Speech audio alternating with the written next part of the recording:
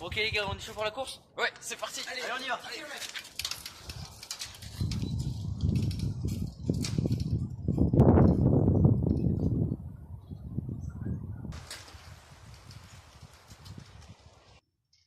Ah bah tiens, ils arrivent enfin.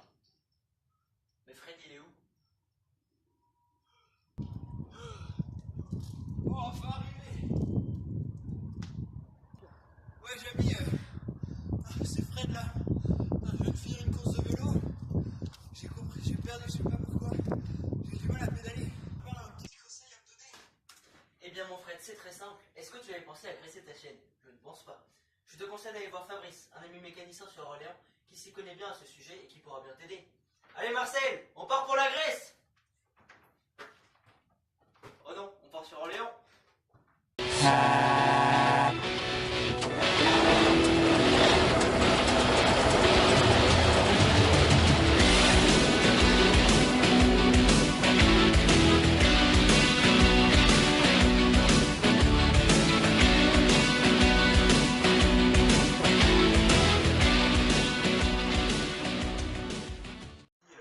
Après ma course, je suis bien déçu, mais donc je vais aller demander conseil à un spécialiste. C'est pour ça que je suis ici à Orléans, devant Cyclable, qui est un magasin de vélo, où je vais retrouver Fabrice, mon ami qui va m'aider pour le casser.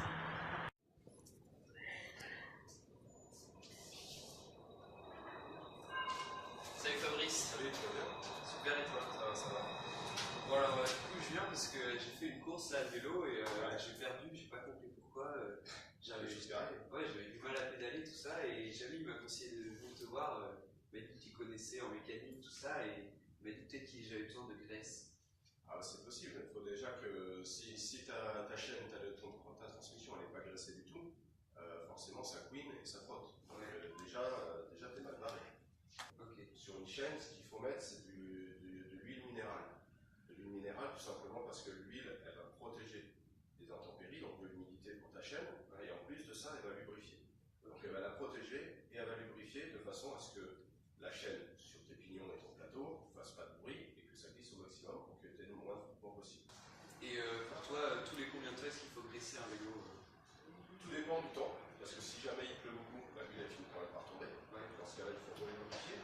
Et puis, si jamais tu fais de la route ou si jamais tu fais du VTT, quand tu fais du VTT que tu arrives dans des chemins très boueux, il faut nettoyer. Donc à chaque nettoyage, comme tu nettoies, il faut absolument presser. Voilà, merci beaucoup. La prochaine fois, tu gagnes. Ouais, ça va.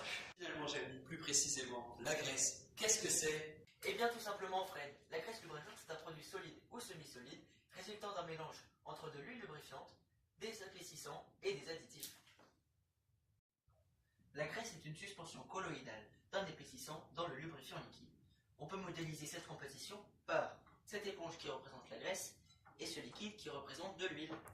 Plus concrètement, lorsque la chaîne entre en contact avec le plateau, les deux métaux compriment la graisse qui libère de l'huile et donc fluidifie les mouvements. Des pertes sur le rendement peuvent être causées par la chaleur, l'usure et les frottements, c'est-à-dire une résistance au mouvement entre les pignons et la chaîne. Cette résistance peut être réduite grâce à l'utilisation d'une graisse. Ah bah merci Jamie, du coup c'est plus concret. Mais en fait la graisse, ça vient d'où? Alors mon Fred, on est parti pour un peu d'histoire. Dès l'Antiquité, l'homme utilisait de la graisse pour les moyeux des chars. Puis en 1741, la première société pétrolière de l'histoire fut créée. C'est à la révolution industrielle que la machine à vapeur fut créée et elle demandait beaucoup de graisse. Donc plusieurs entreprises et usines furent créées dans ce but. Ensuite, aujourd'hui, nous utilisons encore beaucoup de graisse. En France, nous consommons 1 million de tonnes de graisse par an, dont la moitié pour des moteurs. Alors Jamie, nous voilà maintenant au centre de recherche du lycée Saint-Charles, où je retrouve Katia, mon amie scientifique, qui va m'aider pour répondre à mes questions sur les graisses. Bonjour Katia. Bonjour. Comment vas-tu? Ça va, je te remercie. Alors, ces graisses. Alors, je voulais te poser quelques questions en ce qui concerne les graisses. Donc, premièrement, pourquoi est-ce qu'on ne pourrait pas utiliser de l'huile alimentaire pour graisser les vélos? Alors, la première réponse qui viendra à l'idée, c'est qu'a priori, on ne va pas aller les lécher, les chaînes de vélo. Mais un tout petit peu plus sérieusement, en fait, c'est surtout lié aux compositions. En fait, dans l'huile d'olive, on va retrouver essentiellement de l'acide oléique. On va retrouver aussi des graisses saturées et puis des acides gras. qu'on ne va pas retrouver dans les graisses de vélo. D'accord. Et du coup, qu'est-ce qu'il y a dans une graisse de vélo? Alors tu vas retrouver au contraire des huiles de synthèse, hein, donc qui sont créées à partir du pétrole, Oui. qu'on ne va pas manger du coup. Oui. Et puis on va aussi avoir quelques agents épaississants et des additifs. D'accord. Et du coup, Jamy, ces additifs en fait, qu'est-ce que c'est? Les additifs permettent à la graisse lubrifiante d'avoir différentes propriétés. Il y a plusieurs types de lubrifiants. Tout d'abord ceux qui modifient les performances du lubrifiant, ceux qui protègent les surfaces lubrifiées et ceux qui protègent le lubrifiant durant l'utilisation. Dans les additifs qui modifient les performances du lubrifiant, il y a ceux qui améliorent l'indice de viscosité. Il varie en fonction de la température et permet d'utiliser l'huile dans beaucoup de cas, puisqu'elle résiste mieux aux basses températures ou aux hautes températures. Pour calculer l'indice de viscosité, on le fait à deux températures, 40 degrés et 100 degrés. Passons ensuite à la deuxième famille des additifs, ceux qui protègent la surface lubrifiée. Tout d'abord, dans cette deuxième famille, il existe les inhibiteurs de rouille, c'est-à-dire qu'ils évitent la formation de rouille. Ces inhibiteurs de rouille sont formés principalement de trois molécules. Ces trois molécules sont l'acide acénylsuccinique, dont la composition chimique est celle-ci, le sulfonate de métal, dont la composition chimique est celle-ci, puis, le plus compliqué, le phénol étoxydé, dont la composition chimique est la plus complexe. Cet additif fonctionne très simplement. Il forme une couche de protection contre la rouille entre l'huile et le fer. Ensuite, l'additif anti-usure réduit l'usure entre deux métaux. Il est utilisé pour les chaînes et à extrême pression. Il fonctionne encore plus simplement. Il forme un film anti-usure entre le métal et l'huile. En dernier, il existe un additif qui réduit le coefficient de frottement. Pour cela, il forme un film de surface sur lequel se déplacent les aspérités. Cela peut se modéliser par une tête de balai et ce film. La molécule ici est une molécule de l'additif qui modifie le coefficient de frottement. Lorsque la boîte coulisse sur la tête de balai, c'est comme lorsque les aspérités coulissent sur les côtes des molécules. Finalement, la troisième famille des additifs qui protègent le lubrifiant est principalement composée d'antioxydants. Ces antioxydants augmentent la viscosité, forment un acide, sont insolubles et réduisent la corrosion des roulements. Ah bah merci Jamy, maintenant je sais ce qu'il y a dedans.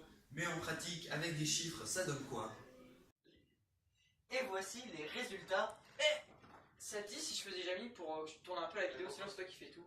Ok, vas-y, on échange. Ok, super. Et vas-y, passe ta chemise, dépêche-toi là. C'est bon, t'es prêt? Vas-y, les lunettes, c'est bon, j'y vais. Ok. Et je dis quoi? Je dis quoi? Je sais pas, t'improvises. Ok, super. Allez, ça toi. Me voici. Alors, des amis scientifiques ont réalisé une expérience.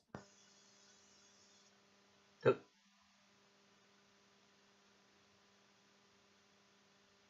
les résultats qu'ils ont obtenus. Ils sont top secrets.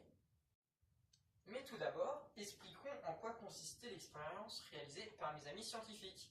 Ils ont donc appliqué une force de 6,8 N sur une pédale pendant 2,4 secondes et ont mesuré le temps de rotation obtenu avec ou sans graisse.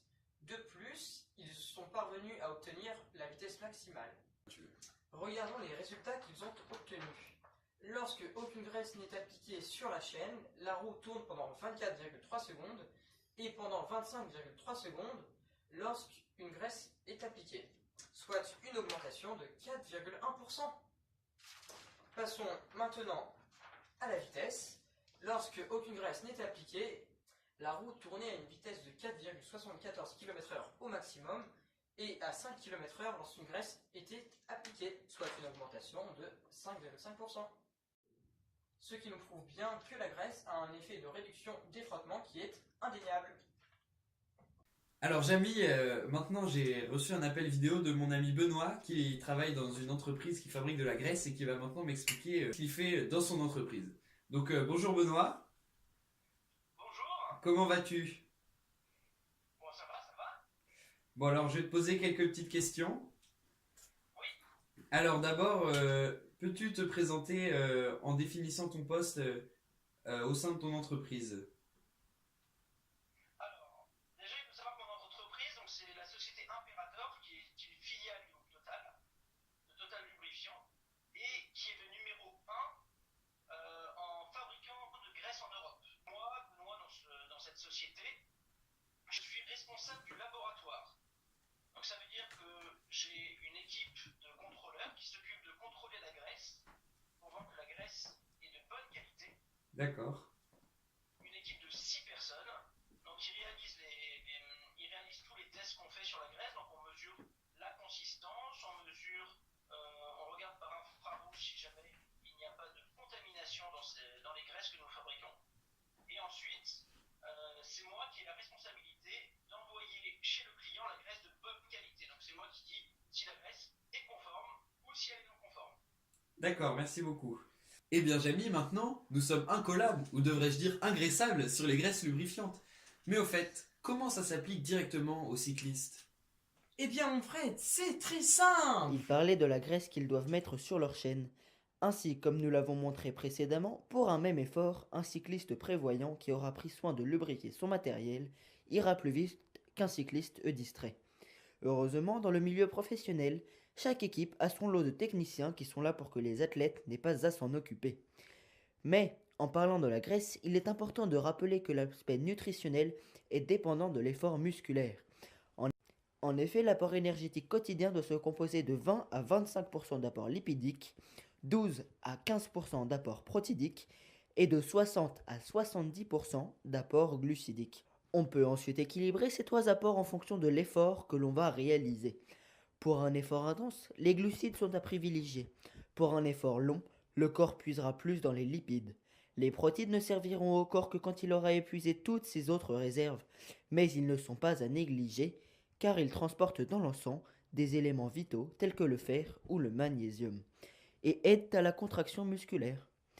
Et bien sûr, il ne faut également pas oublier de s'hydrater. Il faut notamment savoir que dans une molécule de glycogène, il y a 3 molécules d'eau. On parlait de compenser la transpiration, les pertes hydriques qui sont de 10% et qui causent une baisse des performances de 10%. Ok les gars, on est parti pour la revanche? Ouais, et cette fois, Jamy, la graisse, j'en ai déjà mis. On va bien voir qui va gagner. Allez go!